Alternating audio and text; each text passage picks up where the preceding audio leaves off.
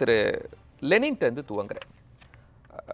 எல்லா மாநிலங்களும் மத்திய அரசினுடைய பிஎம் ஸ்ரீ போன்ற திட்டங்களை அக்செப்ட் பண்ணிக்கிறாங்க. தமிழ்நாடு மட்டும் அக்செப்ட் பண்ணுறதுல அவங்களுக்கு ஏதோ ஒரு அரசியல் இடர்பாடு இருக்குது. முதல்ல ஏற்றுக்கொள்கிறார்கள், பின்பு மறுக்கிறாங்க. அது புரியவில்லை அப்படின்னு அமைச்சர் சொல்கிறார். உங்கள் பார்வை? தமிழ்நாடு மும்மொழி கொள்கை தொடர்ந்து எதிர்க்கிற காரணத்தால் தான் இந்த திட்டத்தையும் ஏற்றுக்கலை. சமக்ரான் திட்டமாக இருக்கலாம், எல்லாமே மும்மொழி கொள்கையை வலியுறுத்துறது. என்ன விஷயம்னா, இந்தியாவில் மும்மொழி கொள்கை எந்த மாநிலத்திலையும் கடைபிடிக்கப்படவில்லை என்பதான் என்னுடைய ஆணித்தரமான கருத்து. நீங்கள் உத்தரப்பிரதேசத்தை எடுத்துக்கலாம்.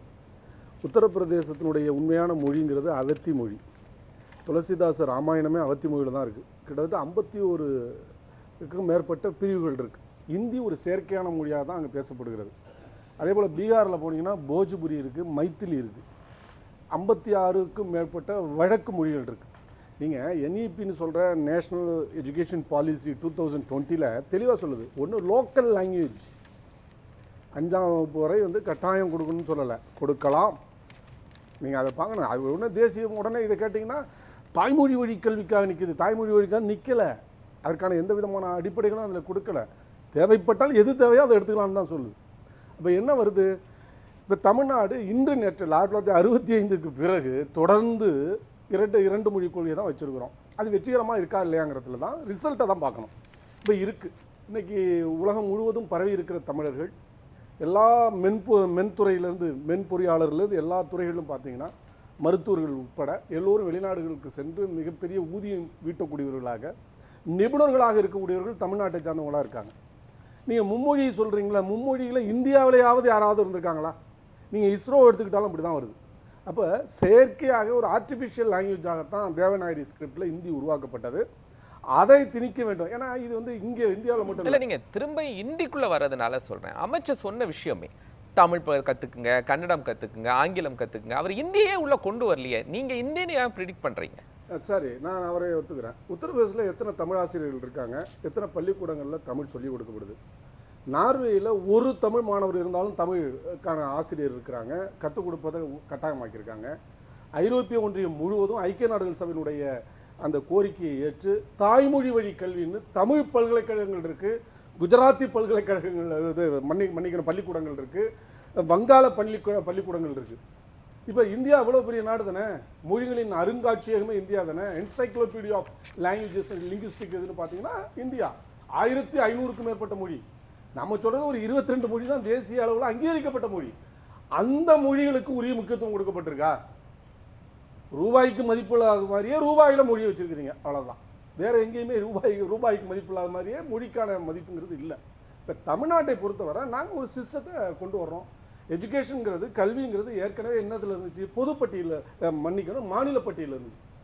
அதை பொதுப்பட்டியலில் கொண்டு வந்தீங்க. கொண்டு வந்தது யார்? காங்கிரஸ் ஆட்சி காலத்தில், எமர்ஜென்சி காலத்தில். அந்த எமர்ஜென்சி எதிர்த்து தான் வீராவேசமாக 75வது ஆண்ட நாடாளுமன்றத்தில் பேசுனீங்க. அந்த எமர்ஜென்சியில் கொண்டு வந்த பொது பிரிவில் இருக்கிற கல்வியை ஏன் நீங்கள் வச்சுக்கணும்? அப்போ நீங்கள் எமர்ஜென்சி ஆதரித்திருக்கிறீங்க, இந்த விஷயத்தில் ஆதரிக்கிறது தானே அர்த்தம். அப்போ இந்த விஷயங்கள்லாம் நீங்கள் எடுத்து பார்த்தீங்கன்னா தெரியும். எனவே மும்மொழி என்கிற அந்த கொள்கை வழியில் மறைமுகமாக இந்தி திணிப்பதுதான். சரி, அவர்கள் இந்தி திணிக்கலாம். ஆனால் மும்மொழியை நீங்கள் அக்செப்ட் பண்ணிக்கிங்க, தேசிய கல்விக் கொள்கையை அக்செப்ட் பண்ணிக்க. தமிழ்நாட்டில் தானே அதுக்கான ஃபீச்சர்ஸ் எல்லாம் வடிவமைக்க போறீங்க. நீங்கள் உங்களுக்கான இன்னொரு மொழியை கொடுத்துக்கலாமே. நீங்கள் ஹிந்தி அதன் மூலமாக கம்பல்சரி அப்படிங்கிற வார்த்தையை அதுக்குள்ளே கொண்டு வரல. நீங்கள் கன்னடத்தை படிக்க வச்சுக்கலாம், தெலுங்குவை படிக்க வச்சுக்கலாம், மலையாளம் படிக்க வச்சுக்கலாம். அதன் மூலமாக கிராமப்புறங்களில் இருக்கக்கூடிய மாணவர்கள் இன்னொரு மொழியை கற்றுக்கொள்வதற்கான வாய்ப்பு கிடைக்கும்ல. அதை ஏன் தவிர்க்கிறீங்க? இப்போ ஒரிசா பாலகிருஷ்ணன் அவர் உங்களுக்கு தெரியும், ஐஏஎஸ், முன்னாள் ஐஏஎஸ், அவர் ஒரு பதிவே இன்னைக்கு போட்டிருக்காரு. அவர் தமிழ் துறையில் ஐஏஎஸ் எழுதி பாஸ் பண்ணவர். தமிழ் முறையில் தான், தமிழ் தான் பயிற்சி மொழி, பாடமொழி எல்லாமே வருது. அப்புறம் ஒரிசா மொழியும் படிச்சுட்டு அங்குள்ள கல்ச்சரல் டிபார்ட்மெண்ட் செக்ரட்டரி கற்றுக்கிட்டேன். என்ன உத்தரப்பிரதேச போட்டிருந்தா இன்னைக்கு ஹிந்தியில் ஆய்வே பண்ணியிருப்பேன், இன்னைக்கு ஆங்கிலத்தில் என்னுடைய ஆய்வுகள்லாம் பண்ணியிருக்கேன். எப்படி கற்றுக்கிட்டாரு? தமிழ் ஒரு வளர்ந்த மொழி. தமிழ் மொழியை தரவர சரிவர கற்றுக்கொண்டவர்களால் உலகத்தில் எந்த மொழியும் கற்றுக்கொள்ள முடியும். ஜெர்மனி மொழி பேசக்கூடிய தமிழர்கள் நிறைய இருக்காங்க ஜெர்மனில். ஸ்காண்டினேவியன் கண்ட்ரீஸ்ல போனீங்கன்னாக்கா நார்வேயன் பேசக்கூடியவங்க இருக்கிறாங்க. இல்ல என்னோட கேள்வி சார், இன்னொரு மொழி இங்க உள்ள பள்ளிகள்ல இன்னொரு தெலுங்கையோ கன்னடத்தையோ கற்றுக்கொள்வதற்கு தமிழ்நாடு அரசு வடிவமைக்க போல. இப்போ மத்திய அரசு தேசிய கல்விக் கொள்கை இங்க இருக்கக்கூடிய எல்லா ஸ்கீம்ஸும் எடுத்துக்கங்க, நம்ம ஸ்கூல் ஃபவுண்டேஷனா இருக்கட்டும், நான் முதல்வனா இருக்கட்டும், இல்லம் தேடி, எல்லாமே மத்திய அரசினுடைய நிதி ஷேரிங்ல தான் இங்க நடைபெற்று கொண்டிருக்கிறது. அதை போன்ற ஒரு வடிவமைப்பு தான். ஆனா மாநில அரசு தான் அதுக்கான எல்லா டிசைனிங் பண்ண போகுது. அவர்கள் ஏன் ஹிந்தி அனுமதிக்க போறாங்க? நீங்க தேசிய கல்விக் கொள்கையில இருக்குன்னா ஏன் வரப்போகுது? நம்ம மாணவர்களுக்கு இன்னொரு மொழி அதன் மூலமா கொடுக்கலாம். இல்ல இப்ப நான் என்ன சொல்றேன், இந்த 3 மொழி கத்துக்கிட்ட உலக நாடுகள் எந்த நாடுகள் வளர்ந்துருக்கு சொல்லுங்க? தாய்மொழி கொடுத்த பின்லாந்து தான் உலகத்தின் தரவுல முன்னிலை நிக்குது. இல்ல தாய்மொழி எதிர்க்கிறாங்களா? இங்க தாய்மொழி வழி கல்வியை கொடுத்த இல்ல மும்மொழி கொள்கையில தாய்மொழி எதிர்க்கிறாங்களா? இல்ல ஏன் இதுல இல்ல, நியூசிலாந்துலயோ மற்ற நாடுகள்லயோ ஏன் இல்ல, நார்வேல ஏன் இல்ல, பின்லாந்துல ஏன் இல்ல, உலகத்திலே மகிழ்ச்சியான நாடுகள் எடுத்துக்கிட்டீங்கன்னா அந்த பட்டியலில் இருக்கிற எந்த, ஏன்னா கல்விக்கான அடிப்படை சமத்துவம். நீங்க பிரைவேடைசேஷன் எதுக்கிறதுக்கு இந்த பாலிசி என்ன உங்களுக்கு? ஏன் பிரைவேட் ஸ்கூலை எல்லாம் நீங்க இழுத்து மூடிட்டு எல்லாம் அரசு தான் தரணும் ஏன் உங்களால சொல்ல முடியல? ஆக வெள்ளைக்காரர்கள் அன்னைக்கு உங்களுக்கு தெரியும் மெக்காலே மாநில அரசுகளும் கேட்கறது இல்ல பிரைவேட் ஸ்கூல்ஸ் எல்லாம் ஏன் க்ளோஸ் பண்ணிட்டு எல்லாமே அரசு ஸ்கூலா மாத்தணும், அரசு பள்ளிகள்ல தமிழாசிரியர்கள் கூட இல்லைன்னு அரசு பள்ளி ஆசிரியர்களே சொல்றாங்க.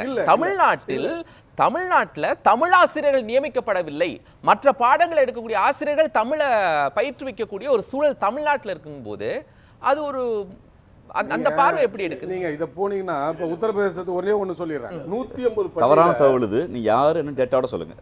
ஒரு பொது வழியில இப்படி தவறான தகவலை தமிழ்நாட்டில் நீங்க சொல்லுங்க. தமிழ்நாட்டுல அரசு பள்ளிகள்ல முழுமையான ஆசிரியர்கள் இருக்கிறாங்களா? நீங்க சொல்லுங்க. தமிழ் ஆசிரியர்கள் முழுமையா இருக்கிறாங்கன்னா ராஜீவ்காந்தி சொல்லலாம், உறுதியா சொல்லலாம். ஏன்னா அது வாய்ப்பு தானே. தமிழ்நாட்டில் ஆசிரியர்கள் நியமிக்கப்படாமல் இருக்காங்க கோரிக்கை இருக்கு. அது தமிழ், ஆங்கிலம், இல்ல கன்னடமா, தெலுங்கா, உருதுவா, தமிழ்லே வர தமிழ்ல இல்ல இதே நம்ம தோழர் அவர் நீங்க ஒரு பூதாகர செய்தியை வைத்துக்கொண்டு ஒரு நிர்வாகச்சிக்கலை வைத்துக்கொண்டு ஒட்டுமொத்தமா தமிழை புறக்கணிக்கிறாங்க, தமிழாசிரியர் நியமிக்கவில்லைங்கிற வாதம் பழையான வாதம். ஏதோ ஒரு ஊர்ல ராமநாதபுரத்துலையோ சிவகங்கையிலோ ஒரு தமிழாசிரியர் பணி வேக்கண்டா இருக்கலாம். அதுக்கு தகுதியானவர்களை வைக்கக்கூடிய டிஆர்பி நடத்தக்கூடிய அந்த தேர்வு முறைகளை தாமதம் இருக்கலாம். ஒட்டுமொத்தமா தமிழாசிரியர்கள் எங்களை குற்றச்சாட்டு நீங்க பின்வாங்கணும்.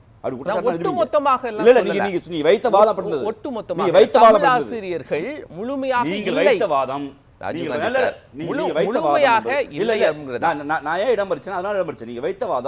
எங்க தமிழாசிரியர் நீங்க நியமிக்கிற தமிழ் மீது என்ன பற்றுங்கிறது அந்த வாதம் பழையான வாதம்.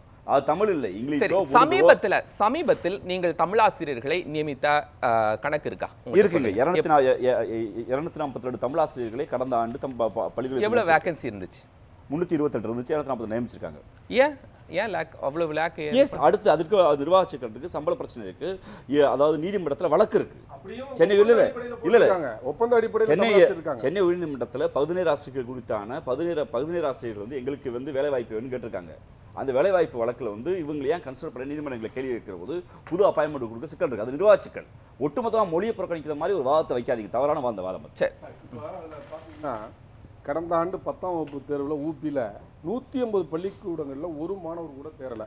11 லட்சம் மாணவர்கள் இந்தி பாடத்தில் தோல்வி அடைஞ்சிருக்காங்க. அப்போ நீங்கள் கொடுக்குற மும்மொழி திட்டம் எல்லாத்தினுடைய லட்சணமும் இது வெட்ட வெளிச்சமாக்குது. அப்போ நம்மளுடைய கேள்வி என்னென்னா, ஒரு மாநிலத்தினுடைய இறையாண்மை அது எந்த வழியில் கல்வி கொடுக்க வேண்டும் என்பது நீங்கள் ஒரு ஃப்ரேம் ஒர்க்கை கொடுக்கலாம்.